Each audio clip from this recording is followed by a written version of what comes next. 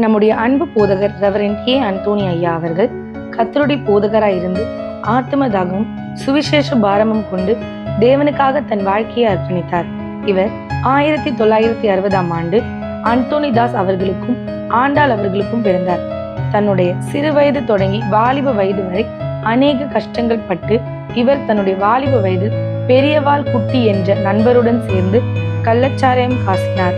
அது மட்டும் அல்லாமல் நண்பருடன் இணைந்து அநேக பாவங்களில் இருந்தபோது ஒரு நாள் அல்சரினால் பாதிக்கப்பட்டு தற்கொலைக்கு நேராக சென்ற பொழுது ஒரு எழுப்புதல் கூட்டத்தில் கர்த்தரால் 1985ஆம் ஆண்டு ரட்சிக்கப்பட்ட இவர் 1990இல் தன்னுடைய ஊழிய பாதையை துவங்கினார். முன்பு மிதிவண்டியில் சாராயம் விற்றவரை கர்த்தர் மிதிவண்டியிலேயே சென்னை முதல் கன்னியாகுமரி வரை ஊழியம் செய்ய வைத்தார். ஒருவனும் கர்த்தரால் அழைக்கப்படாவிட்டால் இந்த கனமான ஊழியத்திற்கு வரான் என்ற வசனத்தின்படி நம்முடைய தேவதாசன் ரெவரண்ட் ஏ. அந்தோணியா அவர்கள் நல்ல போராட்டத்தை போராடி ஓட்டத்தை முடித்து விசுவாசத்தை காத்துக்கொண்டு 21/11/2025 அன்று கர்த்தருக்குள் நித்திரை அடைந்து தேவ ராஜ்யத்தில் சேர்க்கப்பட்டார்.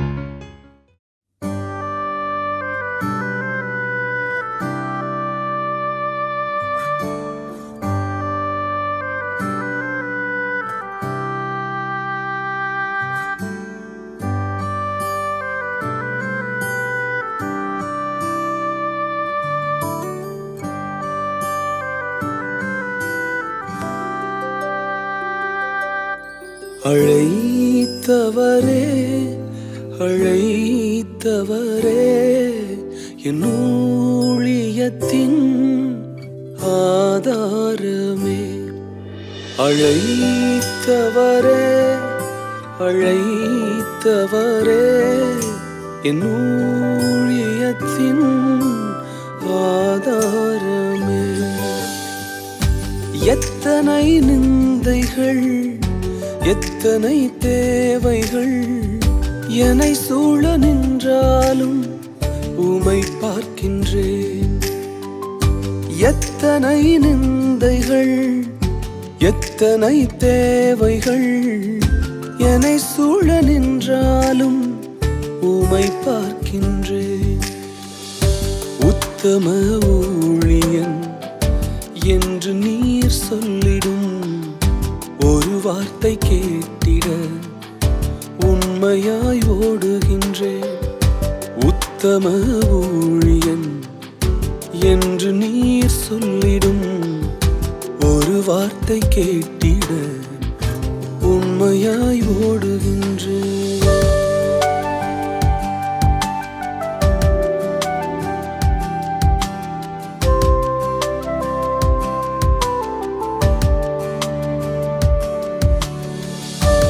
எங்க ஊழியத்துல வீணான புகழ்ச்சிகளும் பதவியின் பெருமைகளும் எங்களுக்கு வேண்டாம்ப்பா. உங்க கால் சுவடு மாத்திரம் போதும். வீணான புகழ்ச்சிகள் எனக்கு இங்கு வேண்டாமே. பதவியின் பெருமைகள் ஒரு நாளும் வேண்டாமே. வீணான புகழ்ச்சிகள் எனக்கு இங்கு வேண்டாமே. பதவியின் பெருமைகள் ஒரு நாளும் வேண்டாமே. ஊழிய பாதையில் ஒன்று மட்டும் போதுமே. அப்பாவும் கால்களின் சுவடுகள் போதுமே. ஊழிய பாதையில் ஒன்று மட்டும் போதுமே.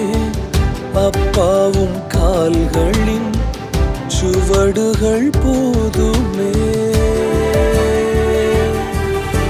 அழைத்தவரே அழைத்தவரே என் ஊழியத்தின் ஆதாரமே.